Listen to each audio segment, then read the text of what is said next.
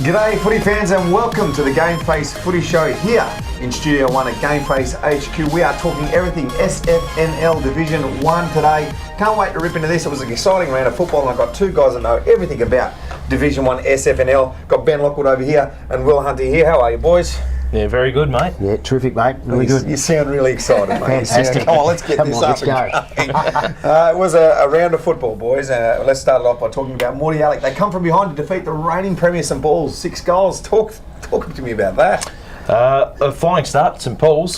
Kicked the first 6 goals in the first term, and they were up by 5-6 goals at half time, and slowly Morty Alec worked their way back into the game. 11 goals to 3 after half time, if you don't mind. Yeah, good results, sort of similar to last week with Morty Alec, big second half. So yeah, they're probably got to work on their starts a little bit. But yeah, St Paul's will be disappointed with that because last year they wouldn't have got beat up by 6 goals at half time in any game of footy. So yeah, good for the comp though.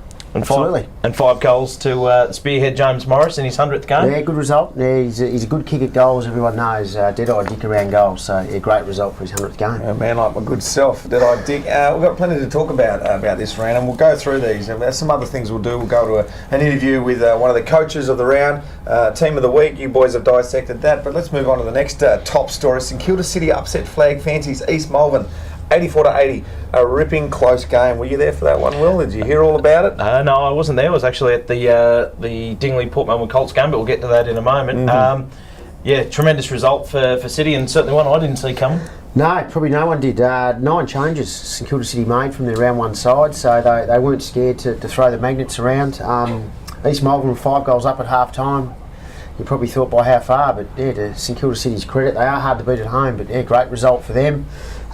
Puts my old club East Malvern in a pretty awkward spot.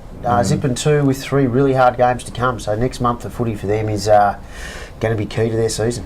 Absolutely. Yeah. St Kilda City, I don't know all about St Kilda City. East Malvern obviously being the powerhouse. Talk to me about how this happens though, because early in the season, everyone's feeling stuff out. You're not necessarily getting all your best players out in the park too. They might be away on holidays and whatnot. So sometimes it can belie what's going on with the team sheets. Was it the full complete teams for both? No, St Kilda City definitely had a few missing.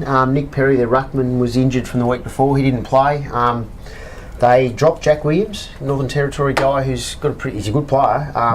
Had a year out of footy last year, so they put him back to run in the twos. Raph Clark came in. Apparently played really well. But this is a sensational win by St Kilda City. If you put it that way, I mean, this could really set a season up. Absolutely. Beating a reigning premier of the flag fancies, East Malvern. Yeah. And grand finalists last year, but at the end of the day, when you're up by so much like St Paul's as we just spoke about, you don't expect to lose them from those positions. Well, good stuff, Will. Jed Lamb sizzles for the Demons. That's the highlight, the headline there. What have you got for me? He had a pretty good day for Bentley. They had a pretty good win over Oakley Districts, 44 points in the end. Former GWS and Sydney and Carlton. Bit of a journeyman, but big name down at the Demons, playing 6 games down there. Really impressed in his first hit out in the Demons colours. Had about 25 touches from what I'm hearing, and didn't waste many of them at all. Pretty efficient with ball in hand, so a key to their victory, their first of the season. Yeah, good effort, no doubt. I actually got that one wrong in the tips. Well, I went for Oakley District, so they let me down. But good result for Bentley. Hard team to win at home, so yeah, good win. Because Cheltenham got the win that they were after.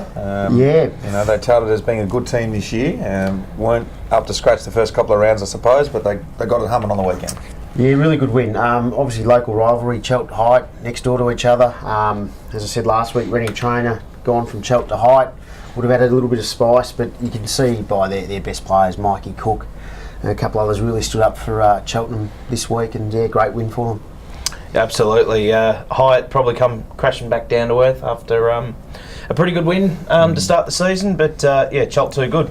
Hyatt have been on fire, so it'll be a reality check for them, and they'll have to go back to the drawing board and get themselves ready for another game. Injury update, talking about getting ready for another game, brought to you by Body First Health Group.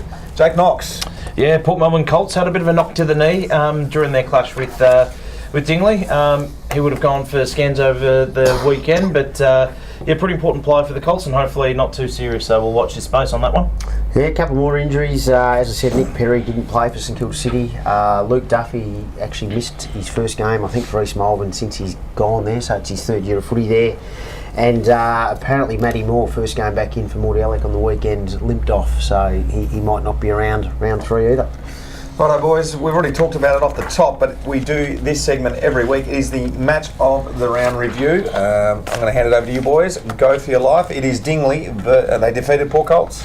Hard fought game of footy, Robbo. 2 goals in at the end, 8-10, 58, 6-10, 46. Gripping contest, plenty of fight shown by both sides, and at the end of the day, I thought Dingley's defence was superb and nullified a lot of Port Colts forward entries. A tough day for their spearhead, Lockie Harris, who booted 5 last week. Didn't really get a clear run at it on the weekend. Yeah, I reckon both sides must have watched Friday night footy. The Collingwood Bulldogs game, slow ball movement, didn't help any forwards on the ground. So Harris, was clearly frustrated. In saying that, Daniel Farmer kicked 3 pretty classy goals as per usual. What you expect from him, but it was one of those old-fashioned southern games of footy, pretty dour, pretty hard at the contest. Both sides had a good crack. Good win by Dingley. I thought plenty to like from a Port Colts point of view. Yep. A real big test for them, and they certainly showed that they were up to it. I did notice that they probably had too many similar sort of players running around through their midfield, but that sort of suited their game style, a bit hard, contested, but blokes that can win the footy. Do you think they're probably a bit too one-dimensional? Still pretty early to say. Like Dingley clearly had a game plan in mind to be real hard at the contest and test Port Colts out in that area, and they did it really well. So, I still wouldn't be giving up on Port Colts. They look like a completely different team to last year, so they're going to be around the mark for sure.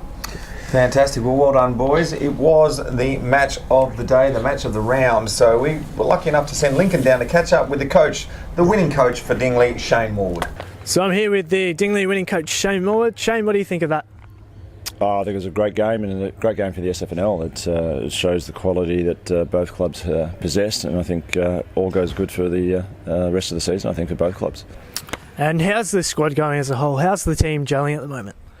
Well, we've got a number of new players into the squad, so they'll probably take 6 weeks, I think, before they sort of get all the systems and setups and structures down pat. So, but otherwise, they've I suppose not blended in, but fitted in well to the culture around the club, and they've contributed to that. So that's a plus. So I think that learning stage is probably restricted around about that 6 weeks period because of that fact. And as you said before, a week off this week. What are you looking to improve on for the round 3 match?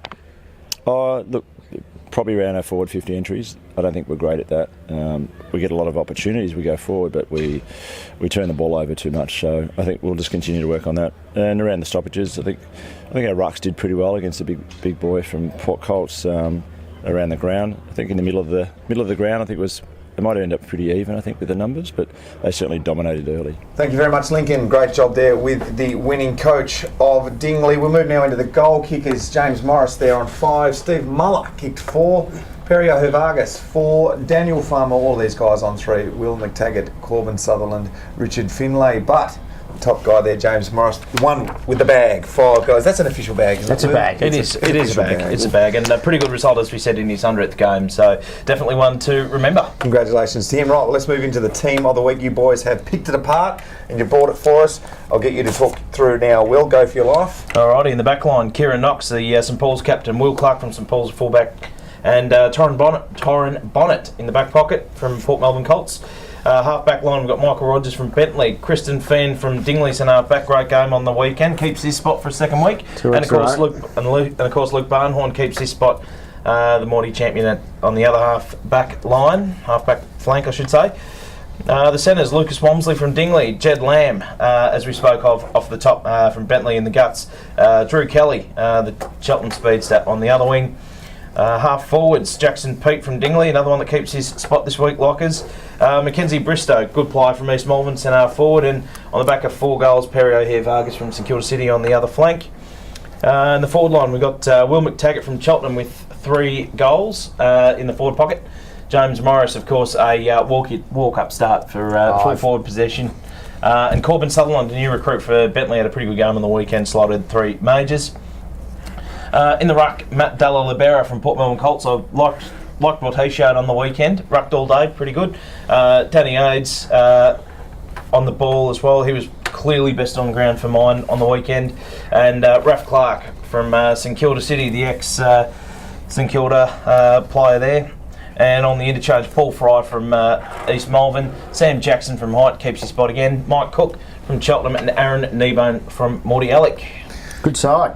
Tall on ball division. You got the ruckman at 6'5". Danny Aids is about 6'4.5", and Raf Clark's about 6'4". He is. Tall on ball division, but yeah, they all played really well on the weekend. So really good form, Luke Barnhorn from Morty Alec. He's been clearly best on ground 2 weeks in a row. So he's come back off probably a disappointing season last year.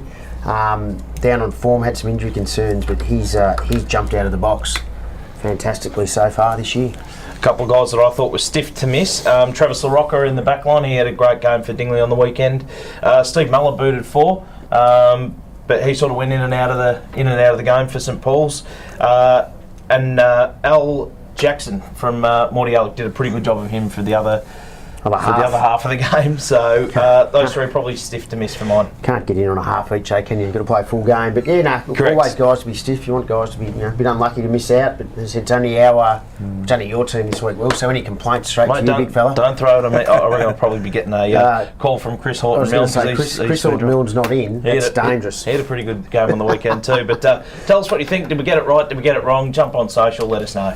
Well done, boys. It is a tough job. You can't get out there and watch all the games, but you've got the phone calls coming through. You really are trying your best, and you do a great job. Let's move on to the upcoming games, brought to you by Melsafe. I've got to get your tips as well. There will be no games this week for the Easter break, but moving in around 3, we can see Cheltenham versus Bentley, the Anzac Day game. Will? Always a big game down there at Jack Barker Oval between these two sides for the RSL Cup. They normally put on a great day down there, Cheltenham, so if you're not doing anything, make sure you get down there. I think they'll probably be too strong for Bentley. They've had the wood over them the last couple of meetings, and although positive signs for Bentley, Cheltenham will be too good. I agree. Absolutely, Cheltenham win at home. The boys have got Cheltenham for 2 in a row as they get their season cranking. Oakley District versus Morty Alec. Well, Lockers. Morty Alec for mine. I think Oakley are going to be in for a pretty tough long year, having got the results early. There might be a bit of a blowout if Morty Alec actually come to play for 4 quarters. They could kick the sweep, as they used to say in the old days this week. Yeah, I agree. Morty Alec will win this by a considerable margin, I think, unfortunately. We're all going with each other here on the panel so far. St Paul's versus St Kilda City. I'm looking forward to hearing the result of this one, Will. It will be interesting. Obviously, St Kilda City will be up and about after knocking off East Malvern at home last week. St Paul's obviously on their dung heap. They're pretty tough to beat. Can really run and spread on that ground. So I think they'll be too good in that one, Lockers. Yeah, I think St Paul's will bounce back. They'll be a little bit frustrated with what happened on the weekend, and they've got a couple of weeks to rectify it. So I think St Paul's at home in that one. Anyone can be beaten on any given day. That's the great thing about football. Move to the next one. Hyatt are hosting the Dingoes. Boys, have you got pegged there? Big challenge for Hyatt this week. Dingley, they look pretty good. Their top end talent is sensational. I reckon they will probably get the job done there over Hyatt, but I think Hyatt will make them work for it if they can bring their A game. Yeah, Hyatt, definitely at home. They're a pretty hard side to beat. It's a difficult ground to play, Robbo, as you know from last year, if you did play there. The ground's all right. It's the crowd that you've got to worry about when you go there. The crowd are excitable, no doubt. Even though they have a sign at the sign behind the box, respects the guys on the ground. Yeah, I understand what you're saying there. Dingley will be too good though. You can put it up, but they probably can't read, so we'll move straight on. East Malvern versus Port Colts. Who have you got pegged? This will be an interesting game of footy. As you said, off the top, Lockers, a bit of a danger game for East Malvern. Absolutely. Zipping 2 to start the season. Don't want to lose too many more if they want to, really challenge for the premiership. Port Colts, plenty to like. Still a few guys to come back into the side. Yeah. Max Mitchell-Russell straight off the top would really transform that forward line. Almost a flip of the coin for mine, but East Malvern at home. Yeah, I'll go East Malvern, get to open their rooms. Brand new, they're pretty spectacular actually, so they'll open their rooms. I think look, they should bounce back. It's going to test them. Zip and 3, you're probably not playing finals, so they need to win, basically. So yeah, I'll say that in a tight game. And obviously we'll have some pretty good footy across the board. Having a break after 2 weeks seems like an odd time to have a bye week, but can't help the timing with Easter. But that'll be some great footy with all the bodies rested. No, I like it. You know, there it is a time for family, and footy can get long in the tooth as the season goes by. Boys putting in a lot of energy, and you've got to put energy in at home. A question to you guys: do you buy the chocolate football?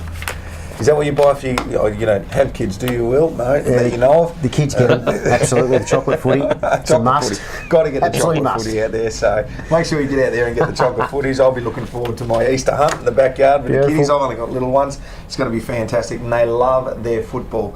Hope you love your football too. I hope you're loving your football, because this division's really bringing it at the moment. It's a really hotly contested division. Absolutely. Anyone can win in any given day, and that's what you love about it. So get down to your local and watch and support your local football team. That's been the SFNL Division 1 Footy Show, guys. You've been fantastic. Thanks for joining me. Good on you, Robbo.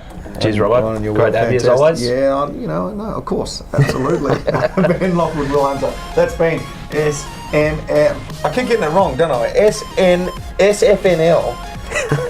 We should write it down for you, Robbo. SFNL Division 1 Footy Show for GameFace. We'll see you next week, or next time we talk about Division 1.